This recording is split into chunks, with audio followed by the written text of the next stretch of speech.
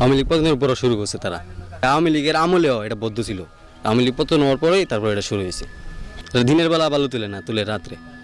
কখন কটা থেকে পর্যন্ত? ধরেন রাতে 10টার থেকে সকাল 5টা পর্যন্ত তোলা হইব, এবার সকাল 5টা পরে দেওয়ার ব্যবসা শুরু করে দিব।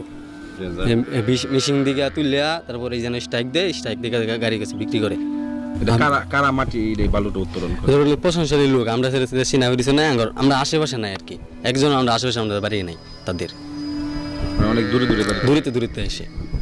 এলাকার নেতা ফেতা আছে বিএনপির, এরা কাটে বালু, আর ওই ক্ষমতা এরা কাটে বালু, এতে মানুষ অনেক ক্ষতিগ্রস্ত হইতেছে। এবং আগে মানুষ নদীতে এসে গোসল টোসল করছে, আর বাচ্চারা আসলে যদি গাঙ্গে পইরা যায় মৃত্যুর আশঙ্কা আছে, এরা এই জন্য আগে আসে না। মানুষ মাছটা ধরতো, প্রাকৃতিকটা সুন্দর ছিল, কিন্তু এখন সুন্দরটা নষ্ট হয়ে গেছে। এরা বালু তুলে মানুষের ক্ষেত নষ্ট হয়, আমাদের পাশে জমি আছে এগুলো ভাঙতেছে, এদেরকে বললে